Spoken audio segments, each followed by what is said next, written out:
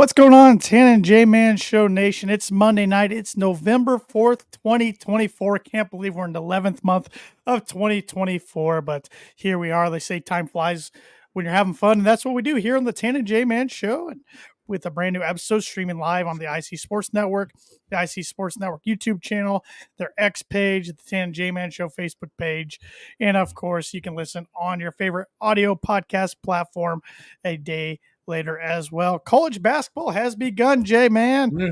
We are underway as of earlier today. The 2024-2025 season has started. How we doing? Doing all right there, Tana, man. I've been ready for college basketball season since Tua was laying motionless in week 2 of the NFL season. So I didn't mean to laugh. That's terrible that I laughed, but you chuckled so that I chuckled. It was your delivery. It was your delivery that made me laugh. Yeah. I'm excited, cautiously optimistic, as they say. So yeah, well, doing some research and some note taking for this year's Big Ten predictions, which we'll be getting into here in a bit on the podcast. Most difficult year than any year we've ever done this because the addition of the 4 new schools, and it's just college athletics anymore. A lot of teams, you don't know what to expect from the transfer portal. They look good on paper, but you don't know how they're going to gel until you actually see them. Yeah, especially in basketball. You see it more as free agency, if you will, with the portal and NIL and all that, and guys just leaving all over the place. And I mean, you see it in college football, but not to the scale you see it in basketball. Maybe that's because rosters are smaller in basketball. It was interesting to go through and learn about these teams that we will be. Every year I start watching Big Ten basketball. I'm like, man, this team looks so different. And then by like January, it just feels like they've been together forever. Excited to get into it though. But before we get any further, I do have a birdie bogey. It is an NFL question. Aaron Rodgers has thrown, I think he's thrown up to 12 touchdown passes now. He is the first Jets quarterback since who to throw 10 touchdowns in a season? Okay. Well, good question. Good question. Wow. They've had terrible quarterbacks for about 15 years now, and you got to go back a ways to get to 10 touchdowns. All right. Well, it's not who I thought it was right off my head then. Okay. Yeah. So maybe not a ways. I could be throwing you off. I'm pretty sure you did. I'm pretty sure you didn't mean to do that. So, Birdie Bogey is brought to you by Arlington Public House. Arlington Public House is upscale cuisine and cocktails with a casual atmosphere located 703 Main Street in Rochester, Indiana. Their fall and winter hours, they are open Thursday through Saturday, 4 to 9 on Thursday, 4 through 10 on Fridays and Saturdays. So go into Arlington Public House and get some good old grub. Can't go wrong with anything you get there. So we got a jam-packed show tonight because not only do we have our Big Ten basketball preview, but we also have a lot of college football talk, NFL talk, and if we have time, maybe some World Series talk. I don't really want to talk about it too much, but Dodgers beat the Yankees in 5. That's all you need to know. And the Yankees had the worst inning in World Series history in fifth inning of Game 5. Just disastrous. My gosh. But with all that said, where I was going with, you want to get educated real quick, knocked out? Let's do it. I actually have it pulled up if you want me to do it. Sure. Go for it. On this day in 1924, California legalized professional boxing. Never knew it was illegal. Well, there's still I think it's New York, if not New Jersey, both of them. There's still some weird regulations in those states when it comes to boxing and UFC and stuff. Still to this day. Yeah. They can have fights, but there's something, I don't know. I'd have to look into it. On this day in 1953, this is an interesting one that I had no idea it was a thing. A new baseball balk rule gives the batter option of accepting the outcome of the pitch or the balk. Interesting. Yeah. The balk still is to me when I'm watching a baseball game. A lot of times I think somebody balks and they don't. Yeah. It's still to me like almost a judgment call by the umpire, it seems like. There's some that are legit, like a pick-off move where a guy clearly balks. Now, sometimes pitchers will accidentally flinch, and they're not trying to one up the base runner or anything. It's just a flinch, and I don't think that should be balked. So I think they need to do a little bit of balk reform in baseball. Good thing I'm not a pitcher. I'd probably cramp up and balk all the time. Yeah. On this day in 1959, Mr. Cub Ernie Banks won his second consecutive National League Most Valuable Player. What years did he play from? He was in the 50s and 60s. Okay. I couldn't tell you that, but I didn't know he was in the 50s, I guess. I thought he was 60s. And yeah. Okay. I mean, he was on a team with, Ron Santo, Billy Williams, Fergie Jenkins, and they never made the playoffs once. That's crazy. That's 4 Hall of Famers right there. But at the same time, how many teams made the playoffs then? 4. Yeah, 4. You had a championship series and the World Series. So yeah, so I'm sure if it was the format now, he would have had some playoff experience. Definitely. On this day in 1976, the first mass market free agent reentry draft happened. It included Reggie Jackson, Raleigh Fingers, it looks like, Willie McCovey, Don Baylor, Gene Tenace. They used to have reentry free agent drafts. I don't know what that means. But free agency. I've heard a lot of those guys. Yeah. On this day in... Do you think that could have meant, like, when their contract was up with their team, that they go back into, like, a draft pool? Could be, yeah. Interesting. I don't know. I probably should have looked that up before I did on this day, but I just pulled it up, so my apologies. On this day in 1994, the house that Jordan built, the United Center in Chicago, opens. Man, so it is 30 years old. Yeah, the house that Jerry Reinsdorf built. Sorry, not Michael Jordan. Jordan doesn't deserve any credit for that. Only Jerry Reinsdorf. Mm-hmm. On this day in 2001, one of the greatest baseball World Series games ever was played. Game 7, Arizona beat the New York Yankees. On this day in 2009, the Yankees beat the Phillies to win the World Series that year. And that's going to do it for On This Day this week. Yeah, it's a good list. A little short this week, but it was still a good list. That is the On This Day segment, which is brought to you by, like it is every week, Mooney Woodcrafts. Mooney Woodcrafts is a veteran-owned and operated woodcraft shop based out of Texas with Indiana grassroots.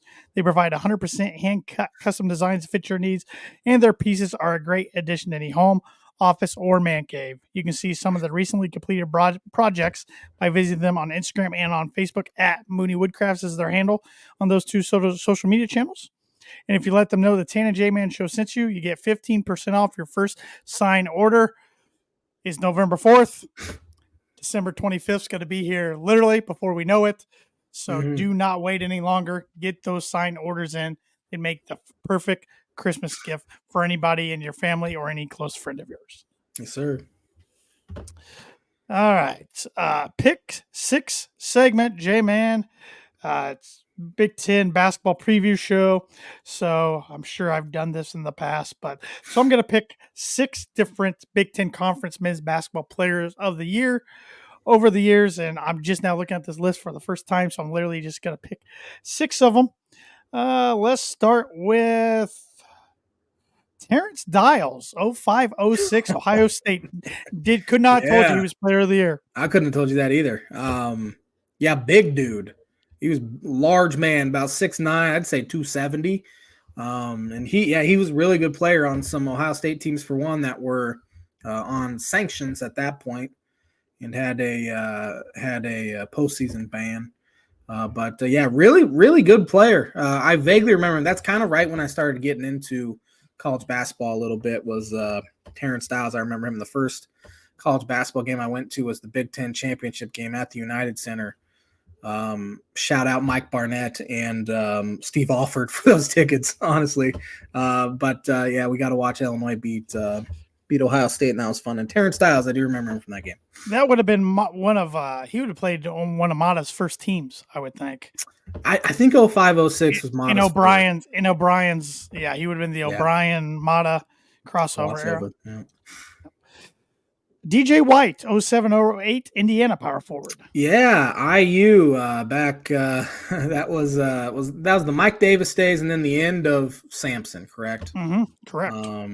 He obviously you guys remember when was it a freshman Chris Kramer went at him? Yep. Mackey Arena. Yep. Yeah, he was a very fun guy to root against. Oh, he loved to clap. I've never seen a player that would clap in other players' kind of vicinities more than him. But had a cup of coffee in the NBA for a little bit. Yeah. Good college player though. Nick Stauskas, 2013-14 Michigan Wolverine shooting guard.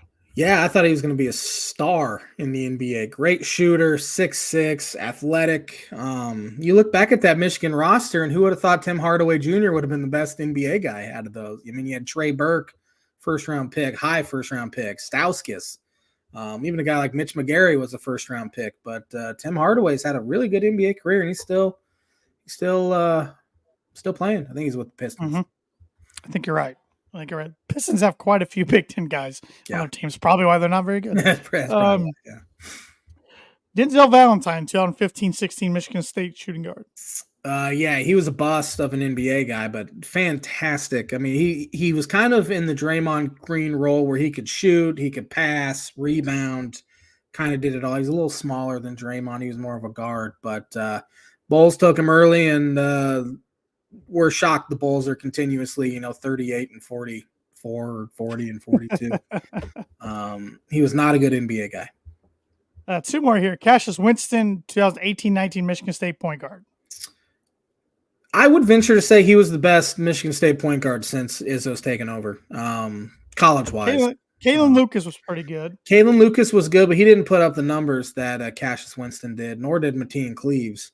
Of course, Cleaves led him to a title, but man, Cassius was back-to-back. He was back-to-back Big Ten Player of the Year. Actually, in 98-99, there was three guys that tied for it. Mateen Cleaves, Scooty Penn from Ohio State, and AJ Guyton from Indiana. Sorry, I didn't mean to cut you off there. That's all right. But yeah, Cassius, he was definitely a 4-year guy. I mean, he was never. I think he played a little bit in the NBA. Kind of took the D Brown trek to the NBA, late round pick. If he was even drafted, and just hung around for a little bit, but not didn't do a whole lot.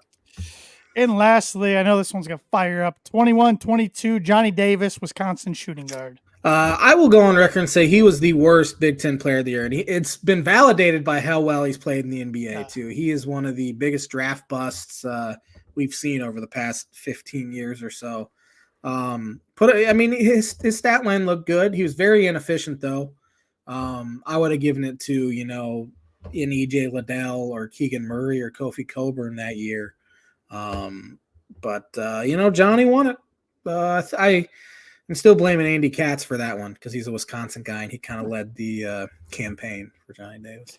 And looking at the winners by school, Michigan State has had 9 winners, Ohio State 7, Purdue and Indiana 6, Michigan 5, Wisconsin 4, Illinois 3, Iowa 2. Everybody else 0. Pretty sure the last Illini was D Brown. I'm pretty sure in 05. Yep, they had Brian Cook. Yeah, Frankie Williams, Brian Cook, and D Brown. Yeah, so they've done it all recently. But yeah, they kind of got hurt a little bit because Io ran into Luka Garza. Any other year he wins it.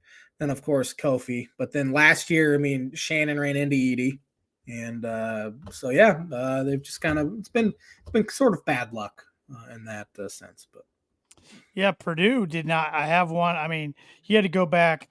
It was Glenn Robinson, and then they didn't have one until Juwan Johnson, and then Caleb Swanigan, then Edie back to back.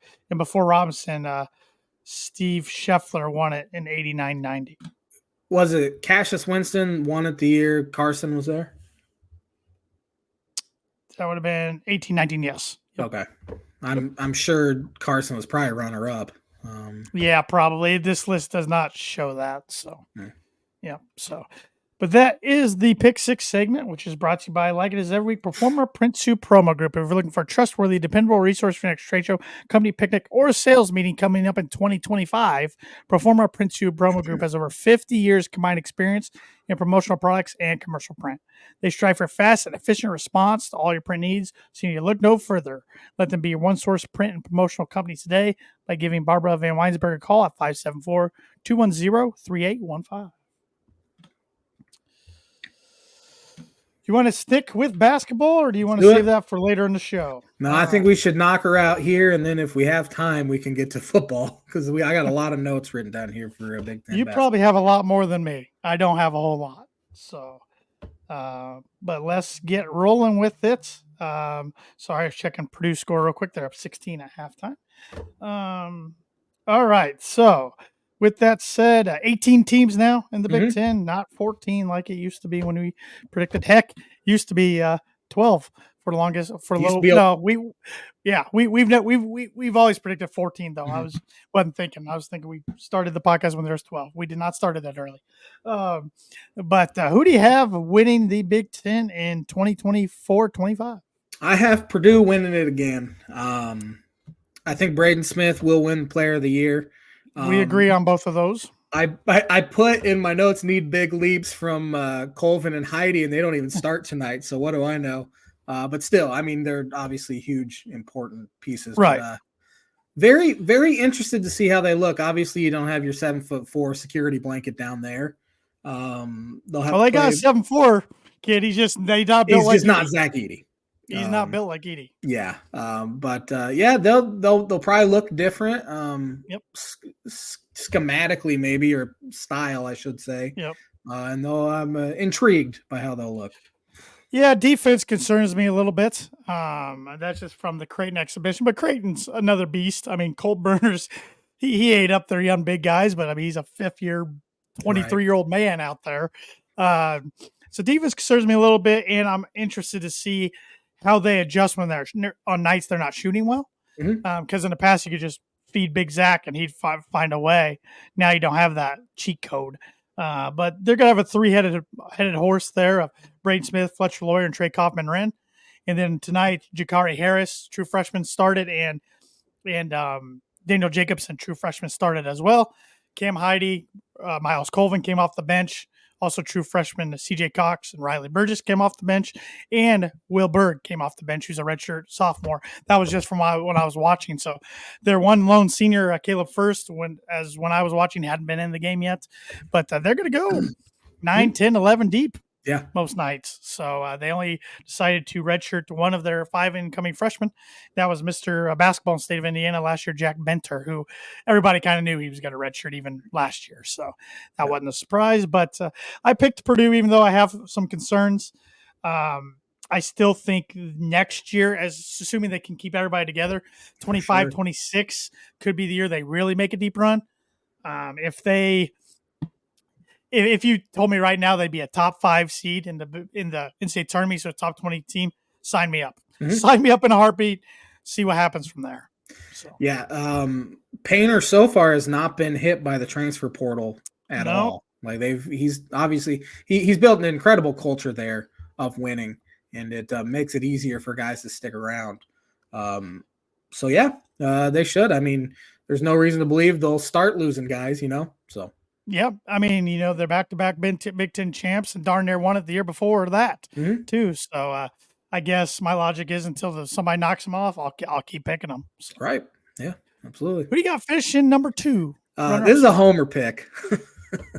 I have the Illini finishing second here. They lose 13 of 15 scholarship players. Return 8% of their scoring, and this was before the news just about a half hour ago that Ty Rodgers is going to take a redshirt year, a developmental redshirt year.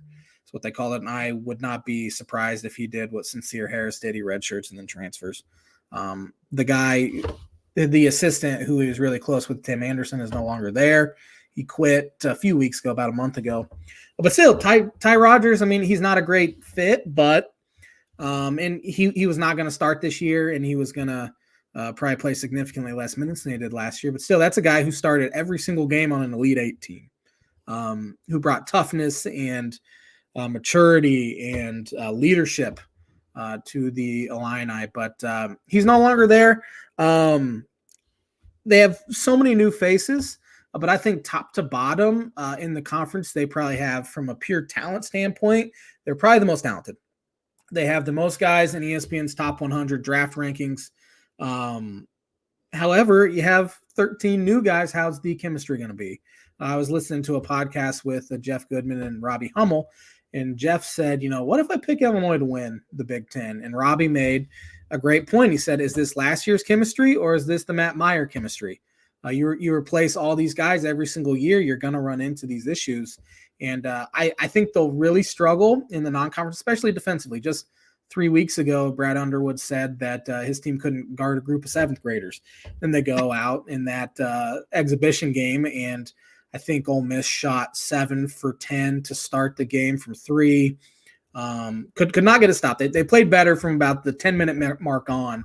They're kind of shell-shocked there. But you have guys coming in. You have a trio of high major transfers. You have Kylan Boswell from Arizona, who's starting point guard there. Trey White from Louisville, who was probably their best player last year on a really, really bad Louisville team. But now he's in a good situation with a good winning culture.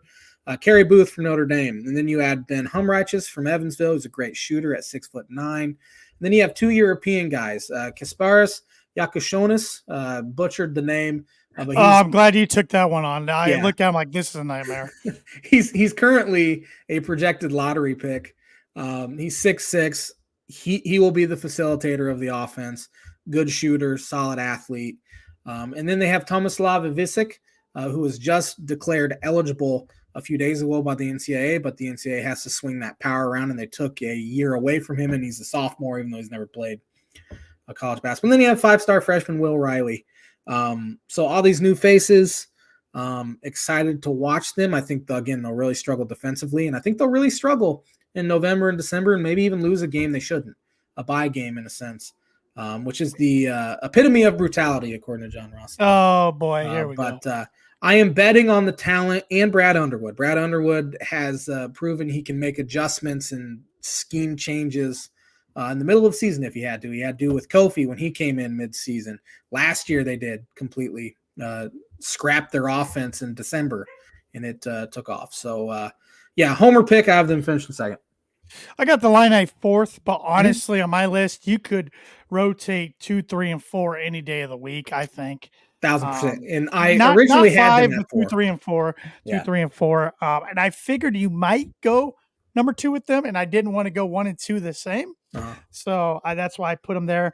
Number 2, I'm going just off research because I'm not very familiar. UCLA is my number 2. Mick Cronin didn't have a very good season last year. Terrible. But he retooled his team, and he didn't go the international route this time. He went straight from the portal. He got South Dakota State transfer William Kyle III, as well as USC transfer Kobe Johnson, power forward Eric Daly Jr. from Oklahoma State, and Tyler Bilodeau from Oregon State. And then you got newcomers Dylan Andrews and Sebastian Mack. I think they're going to be pretty good. They're going to be pretty good. It'll be interesting because they're not going to have that home court advantage probably per se, like a lot of Big Ten teams do.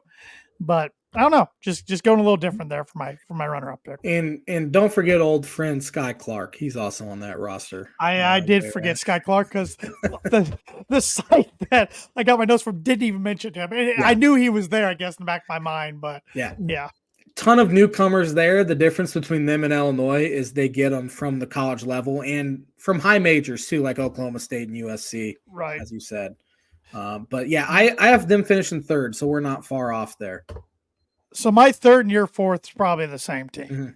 Indiana. I have fourth, correct. Indiana, I can make an argument. I know you called Illinois the most talented on paper. I'd say Indiana's right there. No, I completely agree. The pressure's definitely on Mike Woodson this year. He's got to produce or he's gone. I don't think there's any doubt about it. I mean, they went, they kept some of their good talent in Baku and Renew after rumors that they were going to leave. Kept Galloway and Lyle, even though they're going to be reserves off the bench, but still you need those to go away. They got Luke Goody from Illinois. Yeah. So that's going to be a nice shooter off the bench. They got Miles Rice, who can score. He's a bucket from Washington Yeah. State, transfer point guard. They got Balo as their big boy now from Arizona. He had a good career going there. So a lot of nice pieces, it looks like on paper, but once again, how can they gel and can they make outside perimeter shots? Yeah. They spent a ton of NIL dollars to improve roster, and they needed to. Woody was on an incredible hot seat towards the end of last year, and I think it's cooled a little bit with what they did in the portal, but they also went the multi-year route. I mean, Miles Rice was a freshman last year at Washington State, and he averaged 15 points a game. Kanan Carlisle from Stanford was also a freshman last year. He had averaged 11 points a game. And then you had Luke Goody, who's got that toughness and Big Ten experience and hit some dang big shots for Illinois last year, especially in the Sweet 16. He had the three that eventually gave them the lead. Not gave them the lead, but he hit a three to go up 5, and then he had 2 free throws to go up 5 as well, or go up 6 in the Sweet 16 against Iowa State. So he's hit big shots. Underwood trusted him a bunch. I think I have them lower on this list because of who their head coach is. I'm not a Woody guy at all. I think he should be on an incredible hot seat. Absolutely. They were calling for his head late last year, and it seems like that's quieted down because of the moves they made. But guard play was terrible, and that's why they went out and got a Miles Rice and a Carlisle from Stanford. So I think they should be good. If this team can't make the NCAA tournament, even, I think Woody's gone. Oh, absolutely. I think they at least got to make the tournament, if not maybe even win a game. Yeah. How weird is it though? We're talking about start of basketball season. You don't hear any talk from IU fans because they're focused on their football. Either team, IU or Notre Dame, either one they like. So, I can't say what I want to say because we got to keep this clean. Who do you got finishing 5th? I have Oregon finishing 5th. I got Oregon 6th. They had a miracle run to the tourney last year, winning the Pac-12 tourney. They were not going to get in, and they ended up, I think they even won a game in the NCAA tourney. Yeah, they won a game, then they lost to Creighton in the second round. That's right, yeah. I got transfer from Toledo, Raheem Moss, who averaged 15 and 5 last year. TJ Bamba from Nova, 10 points a game last year. Supreme Cook from Georgetown, who had 10 and 8. Brandon Angel from Stanford, he had 13 and 4, 44% from 3. They should be solid. I think Dana Altman's a really good basketball coach, and heck of a coach. He's in a league where it gives you significantly more opportunities to win big games than it did in the Pac-12, and that's why they'd been on the bubble, is they just didn't have many quad one opportunities, except if they were going on the road or something. But so they should be solid. I think out of all the 4 newcomers in the conference, school-wise, I think they have the best home court advantage out of those 4.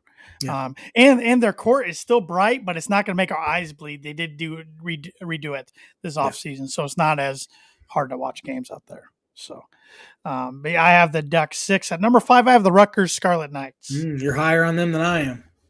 I am. It's good. I believe in these freshmen on paper. Ace Bailey and Dylan Harper. You're not going to find a collection of talented freshmen on the same team in the Big Ten like this very often. And Pikel's done a great job there. You know they're going to be tough as nails. They always are. Jersey Mike's, a.k.a. what used to be the Rack. Not a fun place to play. I mean, they did lose a few guys. Mare's on Alabama now. But they're going to have key contributions from veteran players like Jeremiah Williams, P.J. Hayes IV, and Zach Martini. Yeah. So you got a nice mix of young and old there. Assuming the freshmen are as good as they're built up to be, I guess. Yeah, 2 of the top 3 freshmen in the country. They did, as you said, lose Omarui to Alabama. Supporting cast is not that great, though. They do have a transfer, Tyson Acuff from Eastern Michigan, who averaged 21 points a game last year. But they need those freshmen to be dudes immediately. They cannot have down games from them, or they're going to really struggle. Which is why I am lower on Rutgers than most, and I have them finishing 8th in the conference. Okay. All right. So who do you have 6th? I have Michigan. I got Michigan 9th. Oh, okay. So it's kind of the same. Dusty May comes in. They got a ton of portal guys. 7-footer Danny Wolf from Yale averaged 14 points, 10 rebounds, shot 34% from three. Then he grabbed Vlad Golden, who followed him from FAU, Sure. who's 7'1", and they say they plan to play both Wolf and Golden together at the same time. That's two 7-footers. I don't know how they'll be able to guard anyone. Of course, you have Vlad, who's got the rim protection. But they also picked up transfer from Ohio State, Roddy Gale Jr., who had a really good season at Ohio State. But they did lose Doug McDaniel and Terrace Reed to the portal. They need some they need a culture change there because Jawan wasn't getting her done. Oh, the Juwan Howard era, man. What a time. I would even say Jawan Howard is the college basketball equivalent to Deion Sanders was at Colorado. Is at Colorado. Probably the closest thing. Yeah, that's a good comparison. More hype than substance. Although Colorado looks halfway decent this year, but yeah, I hate it. it's just my college football 2024. It's just awful all around. It's been a rough one. Yeah. Oh, it's been the worst for me. But yeah, I have Michigan finishing ninth, but you kind of hit on everything I had there. So how about number 7 spot? Who do you have finishing 6th? Oregon. Oh, yeah, that's right. That's right. Yep. I have Michigan State finishing 7th. I have Sparty as well. That's yep. Looking at their roster though, I don't even know if they'll finish top 7. I mean, they'll lose Tyson Walker. I think we're still giving Izzo the credit because he is a legendary coach. But yeah, what have you done lately, Tommy? Yeah, I mean, it's kind of lost it. I mean, they lost their do everything guard Tyson Walker. He didn't do everything, but he was their guy who could go get a bucket for him. And Tyson Walker, AJ Hogarth's now at Vandy. They do return Jordan Akins, Trey Holloman, Cohen Carr. They really need a Xavier Booker breakout for them to finish. Need to play him more. Yeah. And Izzo finally used the portal. He went out and got Frankie Fiddler from Omaha, who averaged 20 points, 6 rebounds, almost 3 assists, and he shot 35% from 3. But, going from whatever Omaha's in, are they in the Horizon or something like that league to the Big Ten could be quite the culture shock for him. So I think the name is the only reason why I have them 7th, which, again, they haven't done anything the past 3 or 4 years. So I don't even know why we're giving them that benefit of the doubt. I guess for some reason, even though I can't stand them, felt weird putting them lower than 7th. I don't know why. I just did. But it'll be interesting up there in East Lansing. Did you already say you had an 8? I have Rutgers at 8. Rutgers. I have Ohio State at 8. Where do you have them? I have them 10th. 10th. Okay. So it'll be interesting. Jake Diebler, now the head man there. Yeah. He's not the interim man anymore. But he got a pair of former elite recruits, Sean Stewart from Duke and Aaron Bradshaw from Kentucky. And then he got Moochie Johnson Jr. to come from South Carolina. And he got Micah Parrish from San Diego State. So, and then Bruce Thornton's back. So they should have a lot of good guards and forwards. I'm not sure about center though. Except I guess Bradshaw is 7 foot. Never mind. He is more of a center than a forward. But so we'll see. I don't know. A lot of people had them 7th or 6th in projections I've seen, but Diebler's got to prove it to me on a consistent basis first before I'm going to put them that high. They did play good basketball down the stretch, and they were hot enough, and they probably should have beaten Illinois in the quarterfinal game, and then they get Nebraska. Who knows? Maybe if Ohio State would have got Sunday, they would have been in. But I'm still fairly shocked they stuck with Diebler as their head coach, and I wouldn't be surprised if they struggle this year if he's gone after just one full season. Really? That's my thought on it, because I mean that's like the least I could have possibly feared. I mean, they could have done so many more things to get a guy that's not, a guy who was part of a failed head coach in Chris Holtmann. But again, they did play good basketball down the stretch. I think Bruce Thornton's a really good point guard. Mm-hmm. I just don't think they'll be that good. I think the shine is kind of worn off, so that's why I have them 10th. Number 10, I got the Iowa Hawkeyes. I have Iowa finishing 9th. Okay. So, Peyton Sandfort, Josh Dix, Owen Freeman return. Sandfort's a dark horse for player of the year because I think he can really shoot the heck out of it. They do get transferred from Morehead State, Drew Thelwell, who had 10 points and 6 assists per game last year. Seydou Traore from Manhattan, who had 12 and 8 last season. I think Fran's a pretty solid coach, and they were real close to making the NCAA If he tournament, can hold his temper. last year, if he can hold his temper. But they need Peyton Sandfort to be an NBA caliber guy, because he almost left because he was a projected draft pick due to his size and ability to shoot, and he's got one of the quickest releases I've ever seen in the Big Ten play. So they need him to be an absolute stud this year. And I will go on record. I think the Big Ten only gets 7 teams in the tournament. Yeah. I think Purdue, Illinois, UCLA, IU, Oregon. I'm going to throw Michigan in there, and I will throw I'll throw Rutgers and get them in there. I think Michigan State misses it for the first time in forever. Well, that wouldn't hurt my feelings, but I just think the Big Ten's going to be down a little bit this year, especially on the teams we're going to start talking about here. The bottom half of the conference, I think, is going to be pretty weak, especially the bottom 4. It's okay. We covered 9 and you covered 10. Number 11, I got Wisconsin. I have Wisconsin finishing 12th. I have Maryland at 11. I got Maryland 12. Okay. So, as far as Maryland goes, Julian Reese comes back, Angel Reese's brother. Point guard Jacoby Gillespie from Belmont takes over for Jameer Young, who was really, really good for a team that did not score many points. But Gillespie had 17 points per game, 4 assists per game last year, 38% from 3. Big year for Kevin Willard, though. I think he'll start. Big year, third year. Yep. If he doesn't make the tourney this year, and on paper, I don't think they do.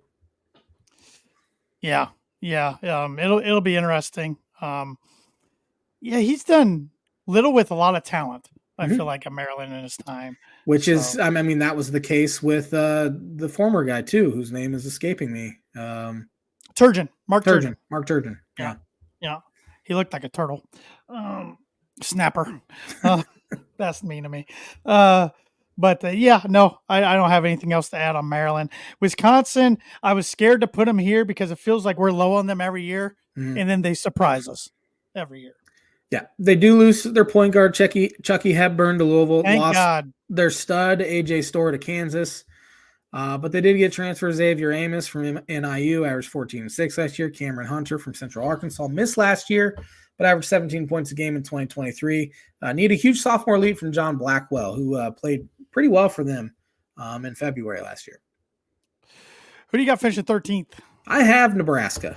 I got Nebraska 16th. So you're low on them. They did lose Tominaga. And I thought that was a fluky season last year anyway. But losing Tominaga, they do get Rink Mass, Bryce Williams, Juwan Gary back from last year's tourney team. They get transfers Connor Asijan from Wisconsin, who had a great freshman year, and then the past couple years he just did nothing at Wisconsin. Gavin Griffiths, the guy with the specs from Rutgers, he's also transferring there. Andrew Morgan from North Dakota State, he was 6'10", 13 points a game, good shooter. So maybe after I've talked myself into being low on them, than they should be. My number 13 is Northwestern. I have them 14th. 14th. Boo Booey's finally gone. Yeah, their best player in their history. Thank goodness.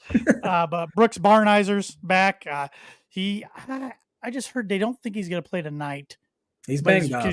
Should be back soon. Then you got Ty Berry, Nick Martelli, Matthew Nicholson. They've been there for a little while. But I think it's really going to come down to this Fairfield transfer, Jalen Leach, who's going to be their point guard. So, if he's halfway decent, they'll probably be halfway decent. Yeah. 16 points a game, 4 rebounds, 3 assists last year at Fairfield, shot 35% from 3. If you can just be half of what Boo Booey did, was there, they should be okay. I don't think he'll be as clutch as Boo Booey. That dude. Definitely not. Yeah. Made buckets. And we both know that all too well. So, okay. You had Northwestern 14th. Who do you have 15th? I have Penn State 15th. I have Penn State 15th as well. Ace Baldwin returns. That's about all I got, though. Good passer, scrappy, best on-ball defender in the conference, probably led in steals anyway. Per game. Nick Kern Jr. is back. This second year for Mike Rhodes. But they got a guy named, they got 2 transfers here. Freddie DeLon the fifth, I believe. He led minutes and blocks last year at Tennessee. God, I do not remember him in the Elite Eight game though. Then they got a guy, I'm not even going to try to pronounce his name out in Northern Illinois. So Yeah. another rim protector, supposedly. So at 14th, I had USC at 14th. Okay, I have them 16th. So Musselman's there now. yeah, must bus. Must bust. He should get a lot of talent out there. They got 11 new transfers. Yeah. Desmond Claude from Xavier had 16, 4, and 3 last year at Xavier. Is probably the most notable. Musk could get talent to Arkansas. He's going to get it to LA. Yeah. Well, Calipari get to Arkansas too now. That's a good point. That's a different reason. I don't have much else to add on them. So I was hoping Bronny Jr. would stick around for another year so we could talk about him, but he's getting minutes for the Lakers. So insignificant minutes as it should be. She should be in the G League. Still getting minutes. Yeah. Nepotism. Did you say who you had 16th? USC, and I had Nebraska. So we're down to 17th already, I think. Yeah. I have Washington. I got Washington as well. New head coach Danny Sprinkle, led by Utah State transfer great Ozabor, who was good at Utah State, and he was kind of the first guy I heard as far as NIL numbers thrown around, where it was like upwards of 2 million. So we'll see how that goes. Yeah, Zach Edey ate his lunch up in the NCAA tournament, but I mean, he was an undersized big guy. Yeah, too. Yeah, but good at Utah State. Yep, and then last we both have Minnesota. Yeah, ravaged by the portal. Ravaged by the portal. You have Pharrell Payne that went to Texas A&M, Elijah Hawkins to Texas Tech, Joseph Olajoseph to Kansas, or to Cal, not Kansas. Dawson Garcia and Mike Mitchell Jr. do return. Lost Cam Christie to the NBA. Man, I feel bad for their head coach out there. What's his name? Name's escaping me. I can see him. I can see him. Yep. We're professional podcast hosts. There, from Xavier. It's gonna eat at me. I could just. What is his? Why? This is embarrassing. I am embarrassed. I should have written it down. That's Minnesota. Ben Johnson. Ben Johnson. It's such a. I couldn't get there. Name too. Couldn't even get there. No, couldn't even get there. I can see him, but yeah. So, well, it's gonna be a fun season. Big Ten basketball always is, and tonight we'll be talking about it from going forward through March, maybe even in April if somebody makes it that far. So, which I don't think any Big Ten team will, but you never know. Yeah, maybe this will be the year somebody does, and they actually win it. I was gonna say Purdue did make it to April last year, and technically Illinois did too, right? Wasn't it April or was it March? No, that was March. I think it was the third. Yeah, it was 30th. Because Purdue played on Eastern 31st. Yeah. Okay. So, well, let's talk some pigskin. We got 17 more minutes. So we can hit on both college and NFL. Let's start with college. What captured your attention for Week 10 around the country? I'll be honest with you. I didn't watch a single second of college football on Saturday. I just didn't have any interest, to be honest, which is rare. And I was also out doing stuff, but not a whole lot. I mean, IU just murdered Michigan State after being down 10. They were down 10-0 after the first quarter. I'm following. I'm like, all right, let's see what they do. Trailing for the first time, they racked up 47 unanswered points. Yeah. James Franklin can't win the big one. We'll never be able to win the big one. Some fans want him gone. They want him gone. Be careful what you wish for. That's an interesting job with a good history, but again, an interesting placement of where that university is. So Yep. Jeff Brom doing Jeff Brom things, winning a big game against a team they probably shouldn't, goes into Clemson and ruins Clemson's playoff hopes. Yeah. Clemson not getting in now with 2 losses. So that was a shocker. I thought SMU smacking Pittsburgh. I thought that'd be a good game, giving Pittsburgh their first loss. And then South Carolina smacking Texas A&M around. Mm-hmm. Didn't see that coming either. So Vanderbilt beat Auburn, so they're back in top 25. SEC, man, it's the best conference top to bottom for a reason. Yeah. I mean, they got so many good teams.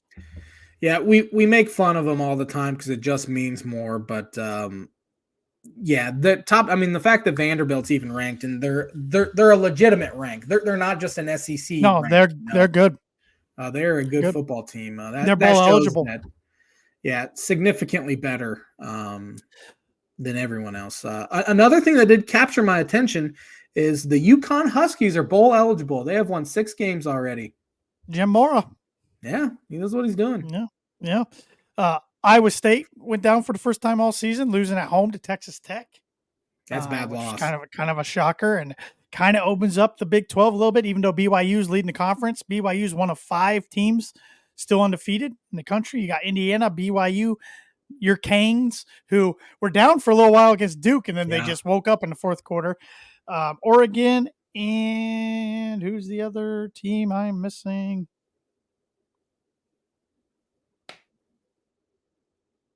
Who's the other undefeated team? Oh. Army. Oh. Army. Wouldn't have guessed that. Who plays Notre Dame in 2 weeks. So And Notre Dame will beat them by like 30 like they did Navy. Yep. So yeah, we will find out tomorrow what the playoff rankings are looking like. Yeah. Interesting with the election going on tomorrow. That's the night they're going to release the first playoff rankings. But hey, people will need an escape at some point. That's exactly what I was saying. Yeah. So yep. So all right. Big 10 picks for week 11, Friday night. We're back with Friday night games. Didn't have one this past week because they thought we might have a game 6. Should have had a game 6 in the World Series, but we didn't. Iowa at UCLA. UCLA went into Nebraska. Yeah. Stunned the Cornhuskers. And you look at Nebraska's schedule, there's They a real could lose possibility out. they'll make a bowl. Very good possibility. Started 5-1. Now they have they play this week. They don't play this week. They don't. But they have like Wisconsin. They have Iowa, Wisconsin, and some like Penn. I think Penn State. Maybe. I think you're right. Yeah. So they a bad loss for Nebraska at home too. Yeah. Dylan Raiola has not looked good since September. Remember when nobody used to win at Nebraska? Now it's no big deal at all. Yeah. Only because I think we have a lot of blowout possibilities this week. Do I only have Iowa for 2? This is the best offense Iowa's had in a couple years. Caleb Johnson is a legit Heisman candidate. I think he has the 5th best odds right now. And their quarterback. I mean, McNamara got benched for this other guy, and he's at least looked a lot better than McNamara has. So Iowa for 2. Yeah, it's weird seeing Iowa put up so many points this year, but that's what they're doing. I got Iowa for 3. Purdue at number 3, Ohio State. I'm not looking forward to this one bit. It wasn't all year long, but Fox Big Noon game. Yeah, and then they announced today their game next week against Penn State is 3:30 CBS. It just keeps getting better. I got Ohio State for 6. Oh yeah, there's no. What's the spread on this one? I think it's 37.5 right now. I think they cover. I think it's largest in Purdue history. Oh boy. Yeah. It's gotta be one of the largest Big 10 versus Big 10. Yeah. I would think so. It's gonna be bad. It's gonna be real bad. And Purdue probably should have beat Northwestern, but they didn't. So Minnesota at Rutgers. Give me Minnesota for 1. I think Minnesota's a legitimately pretty good football team. They're bowl eligible. Yeah. I mean, we give Fleck a lot of flack, but he has turned it around. So he shut me up. I got Minnesota for 1 as well. And Rutgers, their season has just been a tanking. tailspin. Yeah. Michigan at number 8, Indiana. Indiana's in the top 10 for the first time since 2020 when they were number 7. But if you throw that season out, top 10 for the first time since 1967, which they got clear up to 4th, and they won the Big 10 to go to the Rose Bowl that year. Indiana's a 14-point favorite. When's the last time they've been a 14-point favorite over Michigan? Ever? Oh, I got nothing there. And I think they cover. Michigan cannot score. They're doing this quarterback carousel. The guy they started 2 weeks ago at Illinois is retired now. Jack Tuttle, who used to play for Indiana. He just retired from football. Give me concussion, and he's like 26 years old. So give me IU for 3. I got the Hoosiers for 2. I am going to go on the record. They win Saturday, they make the playoff. Yeah. They lose Saturday, they don't make the playoff. They don't make the playoff because they're probably not winning in Ohio State. That'll be their first real test all season. I just don't see a 10-2 Indiana, even though it's a remarkable year with their schedule. I think they would take a 2-loss, maybe even 3-loss SEC team, depending on who that 3-loss team is over them. But if they go 11-1, even if they don't make the Big Ten championship, it would be a pretty bad look if they got kept out of the playoff. Very. Yep. Maryland at number 1, Oregon. Give me Oregon for 5. I got the Ducks for 5 as well. And Washington at number 6, Penn State. Penn State only fell 3 spots in the AP Yeah. polls. Give me Penn State for 4. I got Penn State for 4 as well. And due to time constraints, we will not go over top 25 this week and go right into the NFL. 3 winners, 3 losers for week 10. No one's talking about this team, but the LA Chargers. I Sure, know nobody it is talking about wasn't against a good team whatsoever, but the previous 4 seasons, their defenses have been ranked in the 20s. And right now, they have the number 1 scoring defense in football. That is the Jim Harbaugh effect. Justin Herbert's playing some good ball. So the LA Chargers. I will stick with one of my winners in that same city in LA, but the Rams. Yeah. They found a way to get it done in Seattle when it looked like on multiple occasions they were going to lose that game. And a team that looked like they were going to trade away pieces all of a sudden get their stud wide receivers back. They're back in it, and that NFC West is up for grabs. So give me the Rams. The Detroit Lions for about the 10th straight week. They're the best team in football, top to bottom. I even have a stat pulled up here. The Detroit Lions have more touchdowns than incompletions during their 6-game winning streak. Wow. They have scored 28 touchdowns, and Jared Goff has only thrown 24 incompletions in that 6 games. That's wow. So, my second winner, Baltimore Ravens. They just shellacked the Denver Broncos yesterday in what I still think is a good defense. But boy, the Broncos defense looked bad yesterday. I felt pretty good at, right before half, Denver scores 17-10. Next time Bo Nix got the ball in his hands, it was 31-10. Yeah. Things had swung big time. Lamar Jackson's on pace to win another MVP, I think. Derrick Henry's over 1,000 yards already through 9 games. Their defense isn't great, but it's good enough to get the job done with that offense. And when they're clicking, I think they're better than the Kansas City Chiefs. I agree. And the scary thing is the Chiefs are undefeated and they haven't clicked yet, I would say. No, and I think the Ravens have better offense. Chiefs have a better defense. Yeah. My final winner here, the Arizona Cardinals. They keep winning. I know they didn't play a good Bears team, and I'm surprised Matt Eberflus still has a job after the past 2 weeks and some of his comments he's made as well. And especially leaving Caleb Williams out there down 20 with a minute left and both of his starting tackles are out and he gets banged up. But no, the Cardinals are quietly winning the NFC West right now. A lot of time left, and I think they'll taper off. But it probably feel pretty good right now. And my last winner was from Thursday night, the New York Jets. Mm-hmm. I thought they were done. The season was over. They were doing fluky things the other night, just making clowns of themselves. Then they come back and take care of business. It helps when Garrett Wilson has one of the best catches I've ever seen. That was a good one. Odell Beckham Jr. kind of got him going there. They really needed that because they lose that one. You could have just wrote them off for everything this season. Now they're still probably done, but they got a fighting chance, I guess. Yeah. So, and this Texans team, I don't know what's going on. You kind of mentioned it last week. Something's off. Yeah, even though they were 6-2, I just never. Which they Stroud's not playing all that great. No, they are one of my losers. He went 10 for 30. He hasn't looked the same as he did last season, and something's off. Our Big Ten champions that we predicted are in a dogfight right now, up 5 midway through the second half. So okay, they were up 18 at one point. So we need to get this show over so you can start sweating a little more. They're shooting really good, but it looks like they are turning it over like crazy right now. So yeah. 3 losers. I am going to start off with New Orleans Saints. Yep. You lose to the Carolina Panthers, and then you fire your coach, Dennis Allen, today, who honestly probably was there longer than he even deserved to be. And your boy, Derek Carr, getting him fired again. Yeah. Dennis Allen had the lowest winning percentage of any head coach with at least 75 games as a head coach. He's the biggest loser in NFL history. Derek Carr is the biggest loser quarterback in NFL history. Through 7 seasons, Derek Carr had the most losses of any starting quarterback. Through 8 seasons, Derek Carr has the most losses. Through 9 seasons, 10 seasons, he has the most losses out of any quarterback. Now he's in his 11th season. He is tied with Archie Manning with the most losses through 11 seasons. So he is a loser. And he got Dennis Allen fired for the second time. It wouldn't shock me for Dennis Allen to end up on Denver Broncos staff because he's close with Sean Payton, and he used to be the coordinator, defense coordinator there way back in 2011. So that wouldn't shock me. My second loser, I had the Houston Texans. I'm gonna throw them in there already, but my second loser is Dallas Cowboys. They're done. Surprised Mike McCarthy has a job right now. He should have been fired at the end of last season.